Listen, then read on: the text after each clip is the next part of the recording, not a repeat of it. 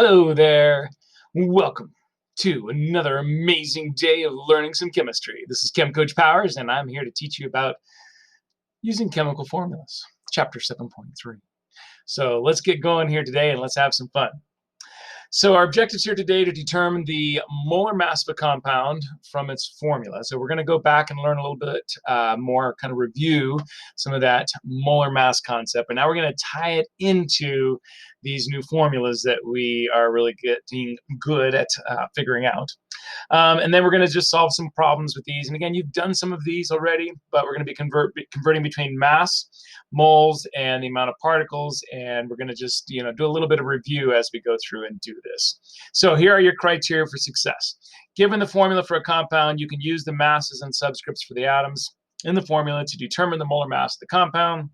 And giving the mass or amount in moles or the number of particles for the compound, you can then convert it to any of the other quantities. So go from one to the other, okay, using those conversion factors. So just a little bit of review of what we know about the mole, right? So the mole, remember, is Avogadro's number. And that is 6.022 times 10 to the 23rd of something, right? And we can say it's the number of particles in 1 mole. The Avogadro particle is the number of particles in 1 mole of something, right? Well, what's the mole? Well, it's the SI unit for the amount of a substance, okay? So it's basically kind of like a quantity value in the SI system, in the System International. And what do we use it for? We use it to count very small particles, okay? So it basically is a way to help us to get a measure on these really, really small particles that would be impossible to count otherwise, right? So that's a little bit of review. We've done that before, right? You guys have learned about the mole already, but let's talk a little bit more about it. So remember, if we talked about a mole of silver or a mole of water or a mole of calcium ions or a mole of aluminum chloride, they're going to have 6.022 times 10 to the 23rd of any of those, right? And these are the different types of particles. So remember that this is called an atom, right? So we can talk about a mole of atoms, and this is a molecule. So we could talk about a mole of molecules. This is an ion, right? So we could talk about a mole of cations. And then this is a mole. And remember that this is called a formula unit. Okay, it's a an ionic compound. And so the ionic compounds are called formula units. So we can have a mole of formula units. That would be 6.02 times 10 to the 23rd formula units of something, right? So mole can be used for all that stuff. Okay, so let's talk about using chemical formulas as we're doing this mass comparison, right? So what's our formula mass? Our formula mass is the mass of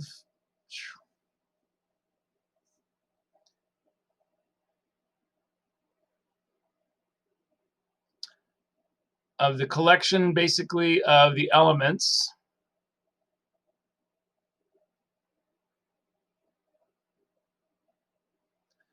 that are in a compound, whether it be ionic or covalent, right? So I want to add up all those individual elements, right? And once I've added up all those individual elements, then I'll have their total mass. So for instance, if I'm looking at KClO3, which is potassium chlorate, I would need to add up the mass of my potassium with the mass of my chlorine and 3 of my oxygens to get my final mass, which is 122.55 AMU. So that would be my formula mass, the mass of all those individual atoms added together. Okay, so let's try it. Your turn. Calculate the formula mass of H2SO4. So pause and practice. And you're back. You looked it up and you found out that I needed 2 hydrogens, right? So 2 times 1.01. And then you needed the sulfur added in, and you needed 4 of the oxygens. So it gave you a total of 98.09 AMU. Okay, so that would be the formula mass for sulfuric acid, or H2SO4 hydrogen sulfate. Okay. All right, so molar mass is going to be the mass of 1 mole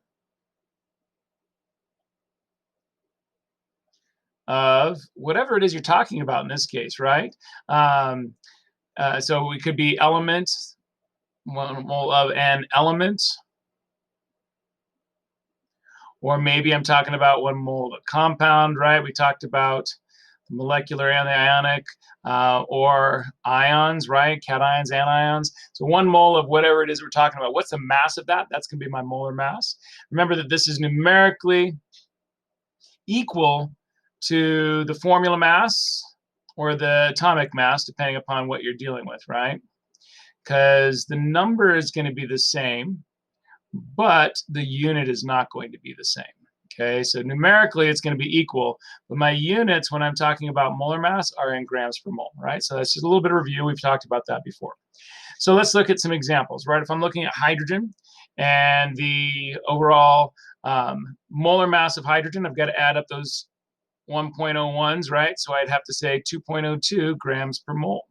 If I'm looking at oxygen, each one is going to be 15.99, and or sometimes we round that to 16, and so that's 2 of those, and so I'm going to be like, well, that's 32.00 grams per mole. Sometimes if you keep it in that 15.99, you'll see it listed as that. It just kind of depends upon the periodic table that you're using. Carbon tetrachloride. Okay, well, first of all, we are now good at being able to name these, right? So why don't you pause and practice these really quick and see what you get in the remaining 1, 2, 3, 4, 5, 6 boxes, okay? Pause it. And you're back. All right, so carbon tetrachloride, you now have to figure out its formula, right? CCl4. Whoa, is that a 4 or not? It did not look like a 4, right? Let's change that up a little bit, make sure that we can make that look a little bit better. All right, so CCl4, L4 right there. There we go. And now it's molar mass, right? So I've got to add up 1 carbon, right? So the carbon is 12, and or 12.01 is usually what we represent that as. Let me say that again. Just going off of my memory here. I think we normally say 12.01 there. And then each of the chlorines, so we've got to do 4 times the 35.45, right? And so we add those together, and you're going to get an answer. What, you want me to actually figure out the answer? Okay. I guess that would be appropriate for me to do. All right, so we've got 12.01 plus, and then we have our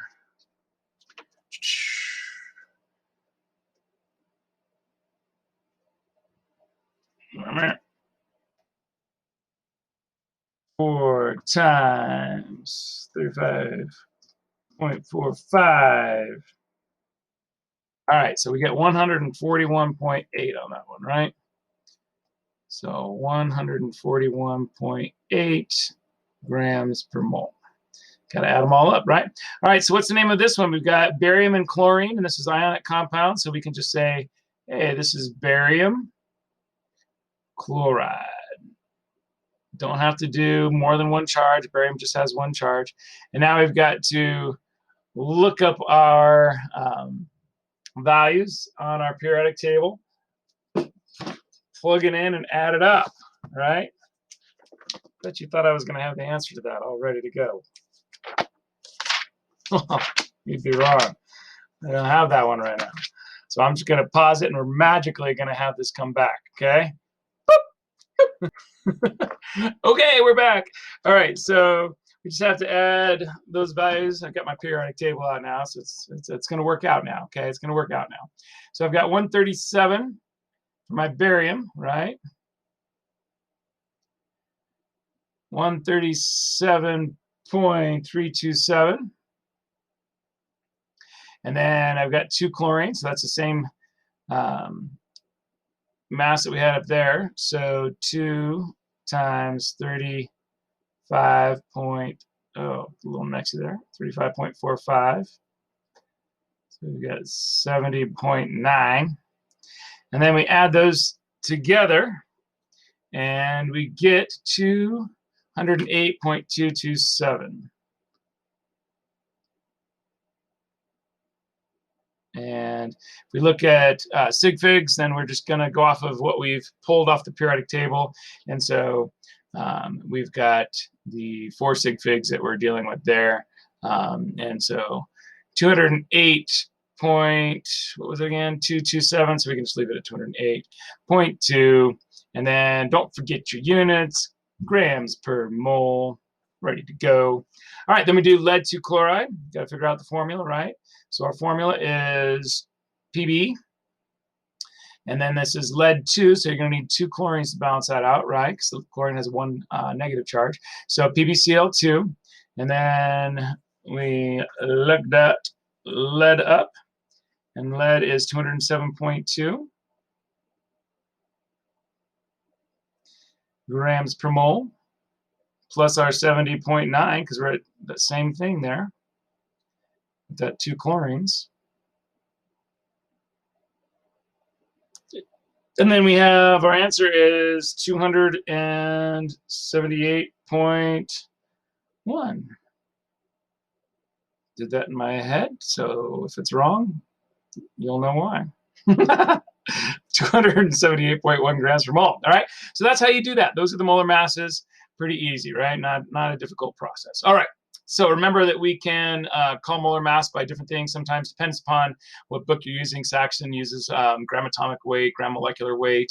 You might also hear molecular weight or gram molecular mass. These are going to be synonymous with molar mass, okay, depending upon what you're dealing with. All right, so mole conversions. Just a reminder that when we're doing mole conversions, it's kind of like the package, like a gift tag. It does the to and then the from, right? To goes on top, from goes on bottom. So the units you're going to should be on top, and the units you're coming from should be on bottom, and so those cancel out. So it's kind of like a gift tag. Remember that our mole to mass conversions, if we're going from moles of something to mass of something, then we're going to use X number of grams of that thing from the periodic table for every mole. And then that's what we use. Okay, so for instance, if I had an example, how many grams are in 1.75 moles of sodium chloride, then I would need to look up on the periodic table, find my sodium, find my chlorine, get my molar mass of that from the periodic table. And so I'd say, okay, here's my work, 1.75 moles of sodium chloride on the bottom, and then, as I start, and then I've got to put moles of sodium chloride on the bottom so that it cancels out with my grams of sodium chloride on the top. Okay, so it's important to, show a little bit of extra work. I really feel like we should be showing the substance that we're dealing with. So for instance, in this case, we should be showing that we have sodium chloride there on top as well, right? So then we can cancel out moles of sodium chloride, and now we're left with grams of sodium chloride. And so don't forget, we always want to also, as we finish problems, box our answers. It's been a little while since we've done some of these problems, so don't forget we want boxes around our answers. 3 sig figs here, right, because we had 3 sig figs over on this part there. So that's how you do mole to mass conversions, right? Not too tough. Now let's go the other way. Let's go mass to mole. Again, I've got to use the same unit, dimensional analysis types of stuff. I'm just going to use my same units. I'm just going to flip-flop them, right? So instead of having the moles on bottom, now the moles are on top and then the grams are on bottom. So how many moles are in 155 grams of sodium chloride? Now I'm going the other way. And so I start with 155 grams of sodium chloride. And I got to have my grams of sodium chloride on bottom. What do I put on top? 1 mole, right? Because this is my value from the periodic table. And then I get my answer, and we want to box that answer, but 2.65 moles of sodium chloride. Okay? All right, so your turn. We're going to do mole to mass and mass to mole conversion practices. So first of all, try this one. How many grams are in 2.50 moles of sodium hydroxide? Go ahead and pause and practice. And you're back, and you would have come up with an answer of 100 grams of sodium hydroxide. Now, remember that we had 3 sig figs here, and you come up with exactly 100, and you're like, oh, that's got to be a problem.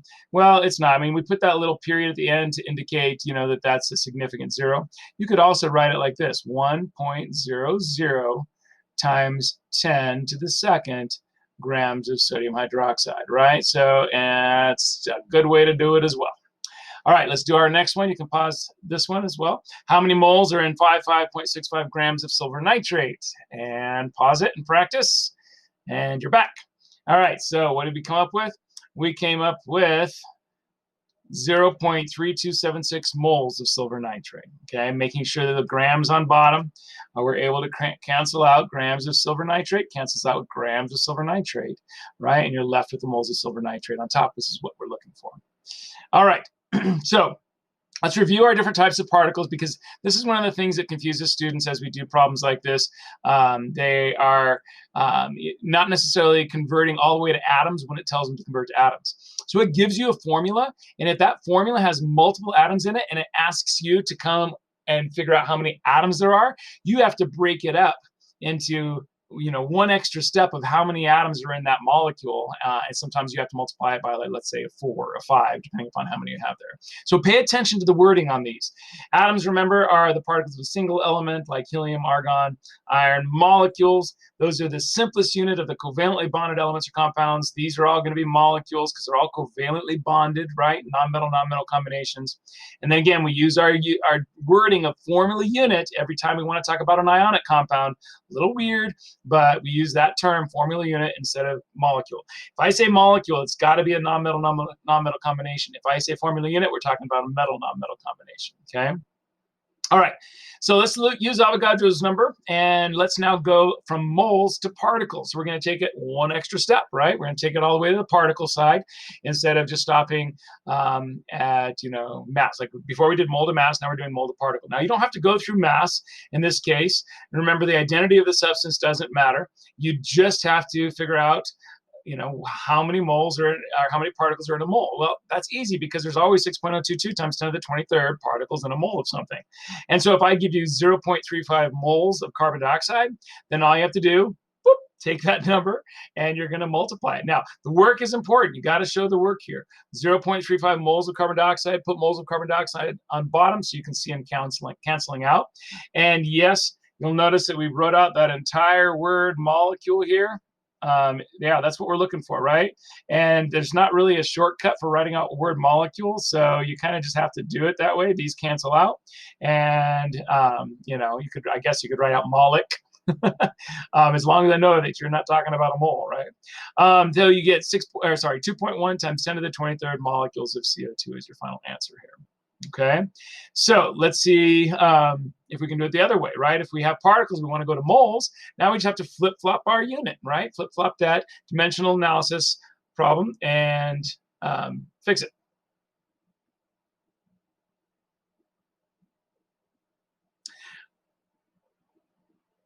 All right, so it looked like it just stopped on me recording, but I think we're still recording here. All right, so how many moles of sodium chloride are in 7.22 times 10 to the 23rd formula units? All right, so why don't you pause and practice, and we'll see if you get it. And you're back. We take our starting value, right? Always take with what they give you to start. 7.22 times 10 to the 23rd formula units. We got to have that Avogadro's number down on the bottom, so that way it cancels the formula units, cancel out with the formula units on top. And that's equal to a mole of sodium chloride. I got that from the definition of Avogadro's number, right? So I get 1.20 moles of sodium chloride. You got to figure out how to do that in your calculator, because that can be a little tricky. Make sure you know how to punch these numbers into your calculator so you get that answer. So practice this, even the one we just did. Practice it. Make sure you can get 1.20 moles. If you can't, you're in trouble. I have lots of students that can't get that number right there because they're not putting things in the calculator right. So try it really quick, and then if you're having trouble, then let me know and I'll help you figure it out. All right, we can also do moles to particles. Don't look at those answers, even though they're kind of in dark behind. Don't look at that. How many formula units are in 3.5 moles of sodium fluoride? All right, so you can work your way through that. You got to start with the 3.5 moles of sodium fluoride, and then you put moles on bottom and use Avogadro's number on top, and you get 2.1 times 10 to the 24th formula units of sodium fluoride. All right, you're pausing and practicing these, right? All right, ready? Pause and practice. All right, so this time we came up with how many moles are in 2.4 times 10 to the 15th molecules of CO2. Got to make sure molecules are on bottom this time to cancel out, and the moles on top, and then you'll end up with a number which is kind of weird, but 4.0 times 10 to the negative ninth moles of CO2, which is still a huge number of particles, right? Again, it's kind of interesting to think about. 2.4 times 10 to the 15 molecules is how many? Okay, that's well over what, like trillion, quadrillion. Wait, billion is 9 trillion. Yeah, it's about, so quadrillion. We're looking like 2.4 quadrillion molecules is equal to 4 times 10 to the negative ninth moles. Moles is such a huge number. All right, so how do we do? Well, I hope you went through and practiced those because you've got to be able to integrate that stuff and do it on a test. Go back and watch again and practice these in your notes if you didn't actually practice it, because it is very important that you can do the math here, okay? Can we determine the molar mass of a compound from its formula? Yeah, we just look up at the periodic table, right? Look at the formula, look at the periodic table, add those, multiply those out. Can we solve problems converting between mass, moles, and amount of particles using molar mass and Avogadro's number? Yeah, so we did all those different types, right? We did the mass to mole, the mole to mass, the mole to particles, the particle to mole, right? And we could go one more step, and we could go and we could, take it from a mass all the way to the number of particles if we wanted to as well. We would just have to add an extra step in there. All right, so you've met these criteria. I hope that you that you feel like you nailed this and that you're ready to go. If you don't feel like you've got it figured out, then please come and ask me questions, 7th hour, any other time that you need to ask a question. Shoot me up and I'll be glad to help you. Okay? You have an awesome day. Be kind to one another. God bless you.